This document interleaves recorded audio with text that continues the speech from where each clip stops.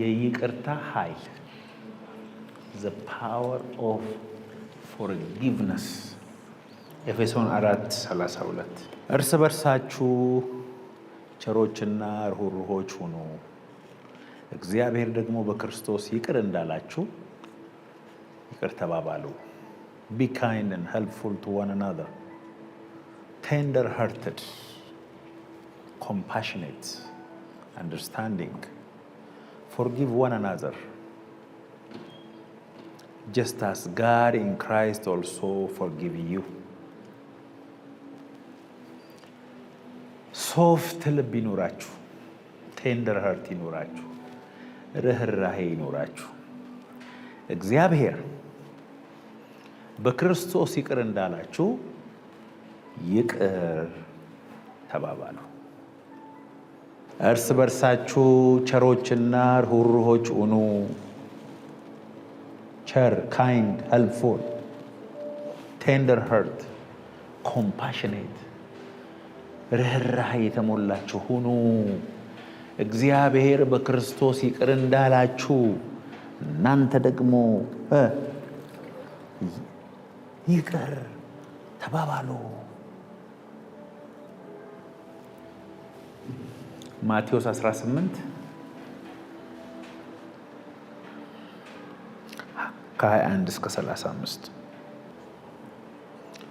በዚያን ጊዜ ጴጥሮስ ወደ እርሱ ቀርቦ ጌታ ሆይ ወንድሜ ቢበድለኝ ስንት ጊዜ ልተውለት እስከ 7 ጊዜ ነው አለው በጣም ብዙ ይቅር ለማለት የተዘጋጀ አይመስልም ኢየሱስም እንዲህ አለው እስከ 7 ጊዜ 7 እንጂ እስከ 7 ጊዜ አልልህም ጌታ ሆይ በጣም የይቅርታ ትምህርት አብዝተሃል ስለዚህ አንተን ደስ ማሰኘት ስለመፈለግ ወንድሜ እየተመላለሰ 7 ጊዜ ቢጠይቀኝ እስከ 7 ጊዜ ይቅርታ ላደርግለትና አለው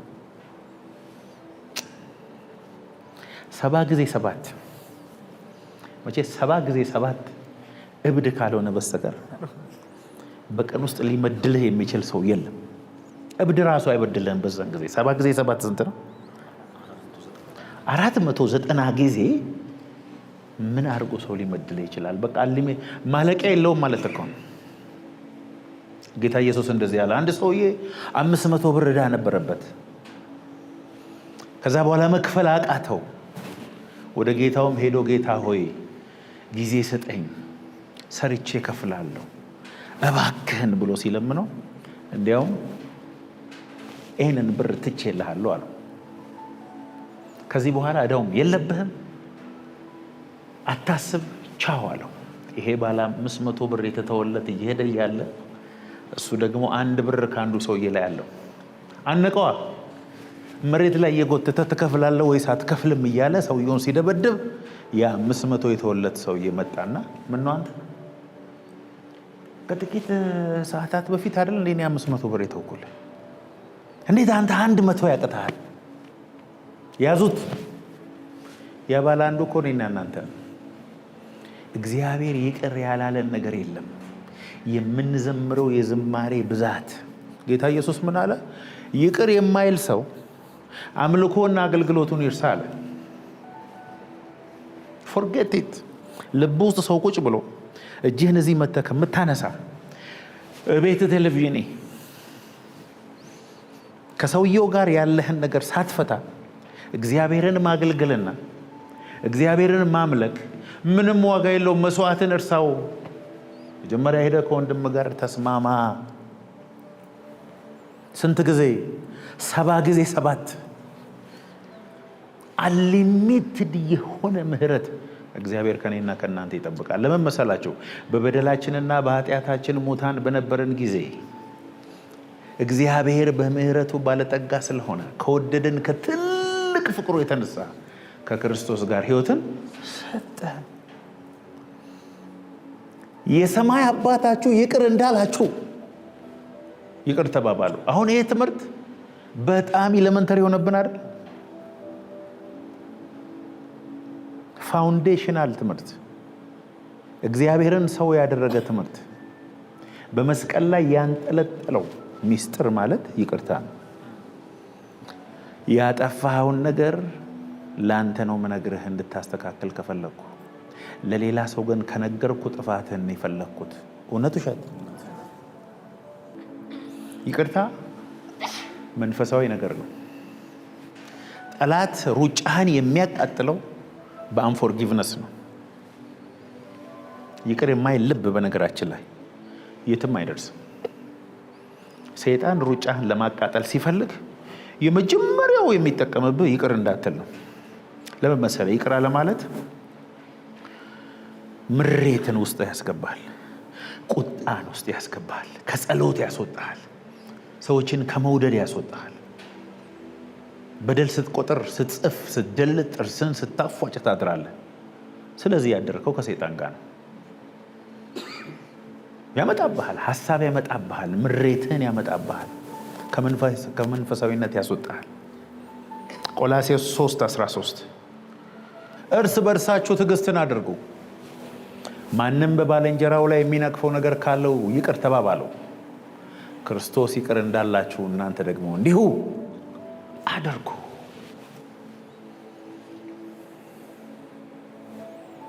እርስ በርሳችሁ ትዕግስትን አድርጉ፣ ማንም በባልንጀራው ላይ የሚነቅፈው ነገር ካለው ይቅር ተባባሉ። እንዴት? ክርስቶስ እኛን ይቅር እንዳለን።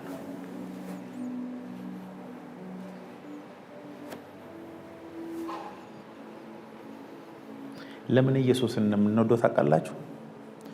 ይቅር የማንባለውን እኮ ይቅር ስላለ ነው። እዚህ ውስጥ ይቅርታ እንዲዘርብ የሚያደርግ ሰው የለም። ስለዚህ እኛ የበደለንን ሰው ይቅር የምንለው ይቅርታ ስለሚገባው ሳይሆን ይቅርታ ስለተደረገልን። አሜን አትሉም? የሚወዷችሁን ብትወዱ ምን ብልጫ አላችሁ? ሌሎችም እንደዚህ ያደርጉ የለ እንዴ? እናንተ ግን ጠላቶቻችሁን ውደዱ፣ የሚያሳድዷችሁ ጸልዩ፣ መርቁ። በበደል ማመንዠግ የጀመርክ ጊዜ ከሲኦል ጥሪ የቀረበልን በቀልን ስታስብ፣ ንዴት ውስጥ ሲገባ፣ ለወንድም ጉድጓድ መቆፈር ስትጀምር፣ ጥፋት በርህን እያንኳኳ ነው። ይቅር የማይባል ሰው ይቅር ስትል ሰማይ ወደ ቤት እየገባ ነው።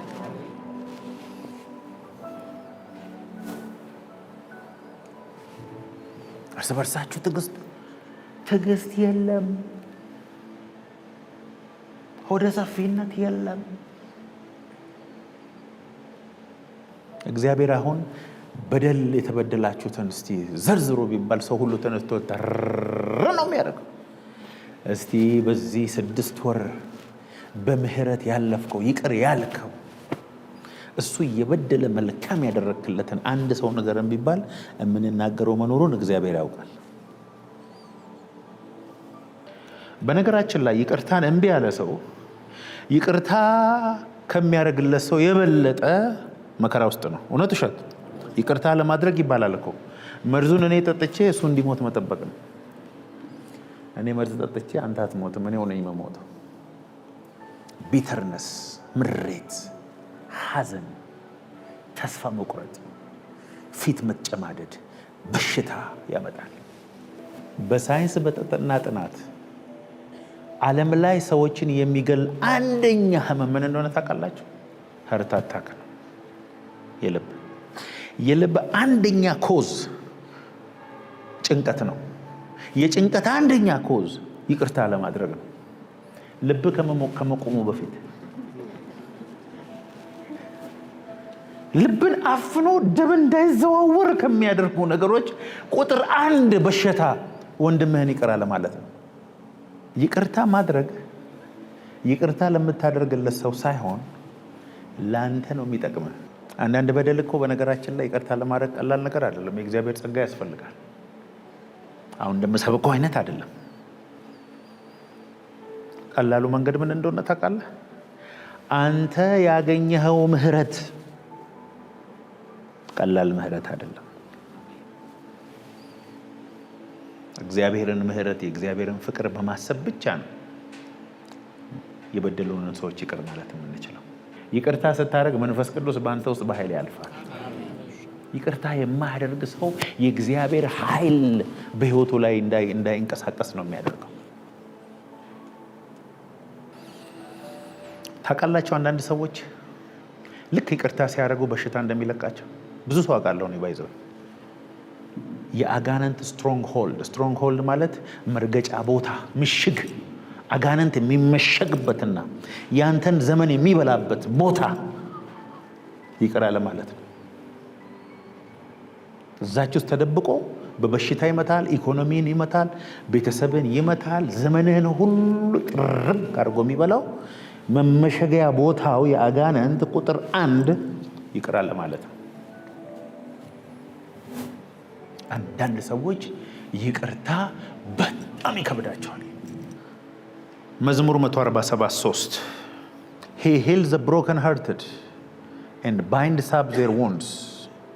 አይገርምም? ልክ ይቅርታ ስታደርግ እግዚአብሔር ልብ ውስጥ ያለውን ቁስል ይፈውሰዋል። ይቅርታ ስታደርግ በዛ ይቅር አለማለት ውስጥ ቁጭ ብሎ የነበሩ ዲመኖች በሙሉ ይሄዳሉ። አንዳንድ ዲመኖች ብትጸልዩ፣ ብትገስጹ፣ ዘይት ብትቀቡ፣ በጭንቅላታችሁ ብትቆሙ፣ ብትንከባለሉ አልሄድ ያሉት ይቅር ስላላላችሁ ነው። ተመሽጓል እዛ።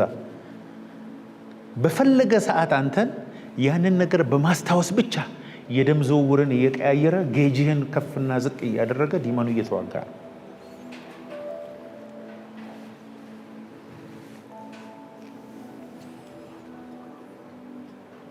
አደገኛ የአጋንንት መሳሪያ ነው አንፎርጊቭነስ።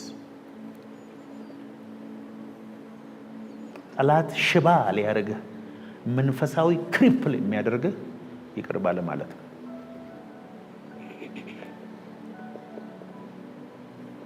ዛሬ ይኸውላችሁ ልባችሁ ውስጥ ተቆልፎባቸው የተቀመጡ ሰዎች አንድ በአንድ እናስወጣቸዋለን። ፓራላይዝድ ሆኖ አልጋ ላይ የተኙ ሰዎች ይቅር ብለው እንደሚነሱ ታውቃላችሁ። ደም የሆነ ቦታ ሄዶ እንዲቆም ያደረገው አንፎርጊቭነስ ስትለቀው ይለቅሃል። መንፈሳዊ መሳሪያ ነው። ይቅር ስትል ግን የቆሰለው ልብህን እግዚአብሔር ይፈውሳል።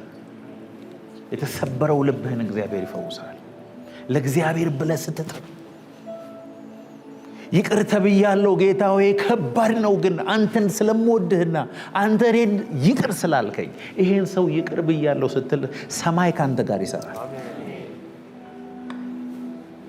የሚያደርጉትን አያውቁምና ይቅር በላቸው ሲል እስጢፋኖስ የእግዚአብሔርን ክብር አየ፣ በድንጋይ እየተወገረ። ኢየሱስ በጥፊ ያሉት ጎኑን በጦር የወጉት አንዱ እኮ ያ የወጋው ሰውዬ ይሄ በእውነት የእግዚአብሔር ልጅ ነው አለ እኮ። እናየዋለን መንግስተ ሰማያት።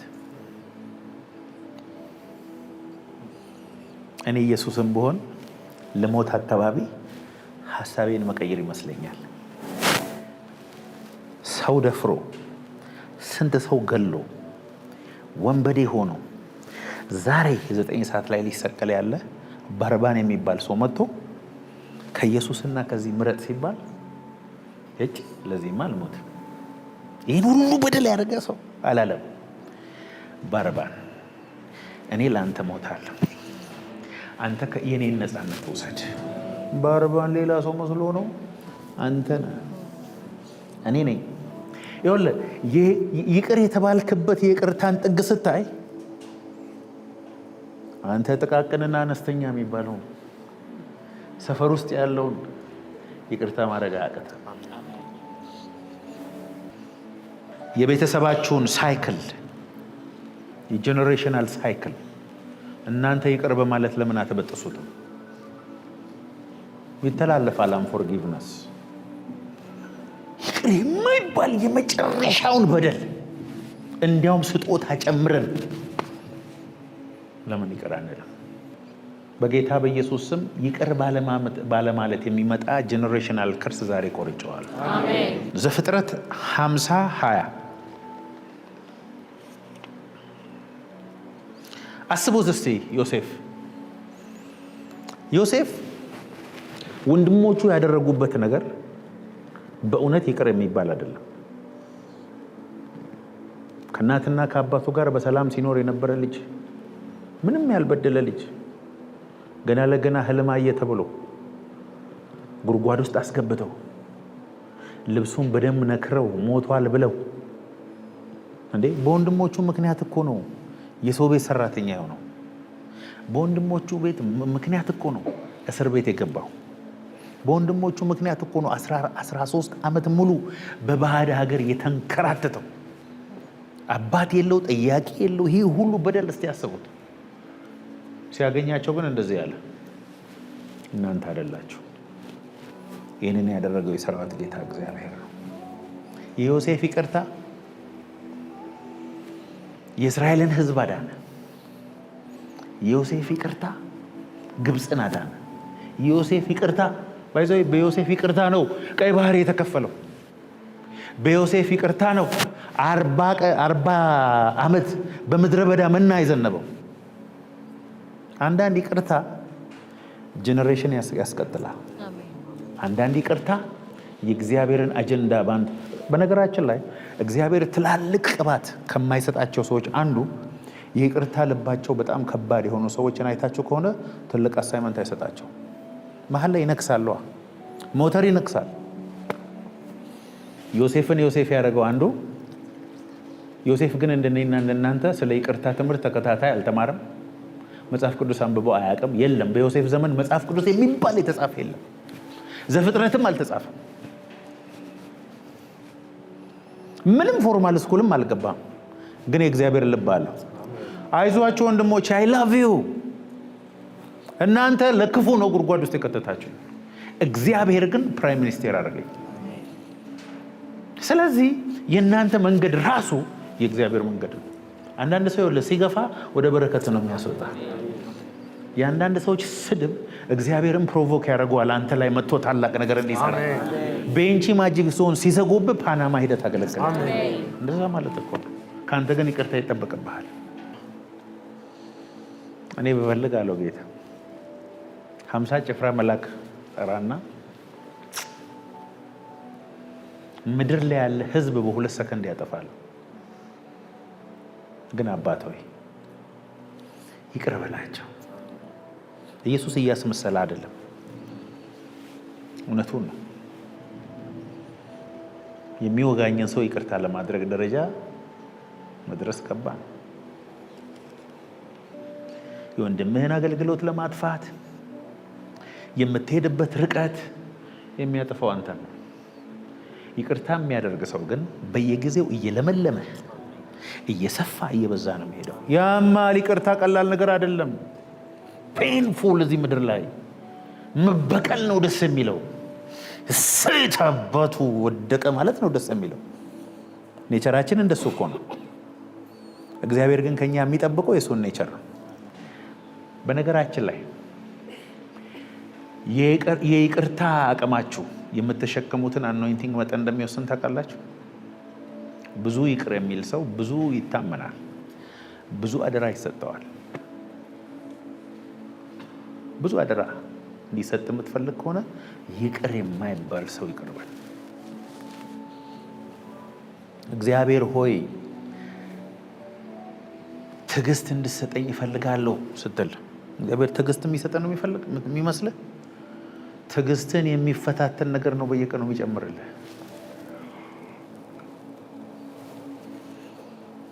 ብዙ ነገር ከማበላሸት በፊት ይቅርታ ማድረግ አለብህ።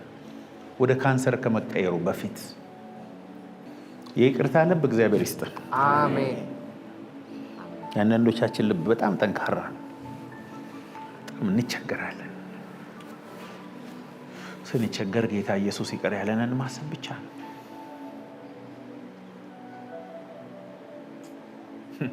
ጴጥሮስ እኮ ኢየሱስ የተያዘ ምሽት በገረድ ፊት ካደው ነው አይደል የምንለው? መጽሐፍ ቅዱስ ካደው አይደለም የሚለው፣ ረገመው ነው የሚለው።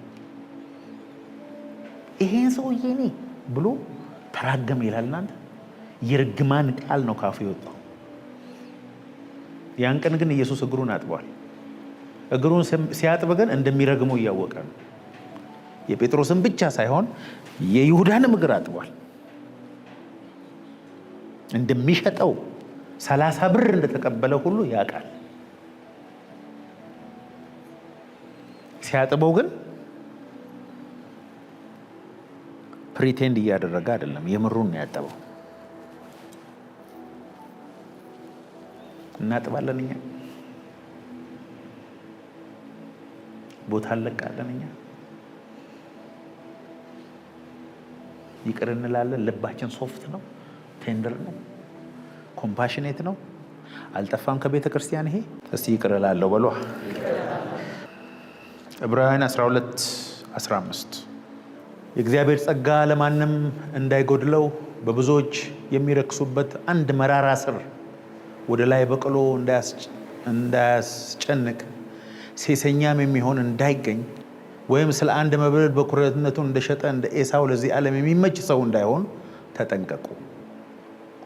No one is immoral or godly like Esau, who sold his own birthright for a single meal. For you know that later on, when he wanted to regain title too,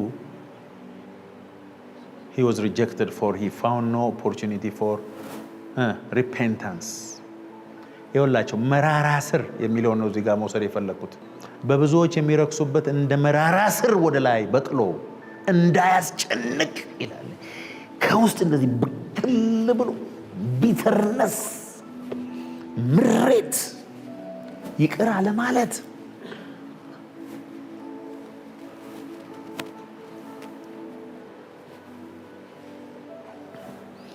ይቅር ላለማለት ብሎ የሞቱ ብዙ ሰዎች አሉ። ይቅር ላለማለት ሲሉ አገልግሎታቸውን፣ ቤተሰባቸውን ያጡ፣ ትንሽዬ ዝቅ ላለማለት ቤተሰባቸውን ያጡ፣ ትዳራቸውን ያጡ፣ አገልግሎታቸውን ያጡ። ማቴዎስ 5:7 የሚምሩ ብፁዓን ናቸው፣ ሜርሲፉል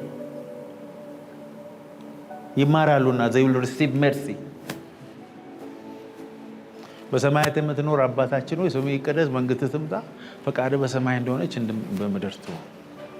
በደላችንን ይቅር በለን። እንዴት? እኛ የበደሉንን ይቅር እንደምንል።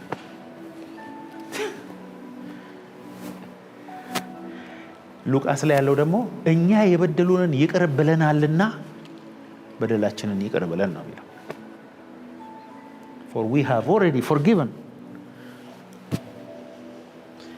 የበደሉንን ይቅር በምንለው አይነት አንተም እኛን ይቅር በለን ነው እኮ እያልን ያለ ነው። ቤተሰብን ይቅር በል፣ ጓደኞችን ይቅር በል፣ የሥራ ባልደረባ ይቅር በል፣ የዛሬ 10 ዓመት የበደለን ይቅር በል፣ ሄደ ወደ ኋላ ይቅር በል። በቀለኛውን ያጠፋል ይላል መጽሐፍ ቅዱስ። በቀለኛውን ያጠፋል።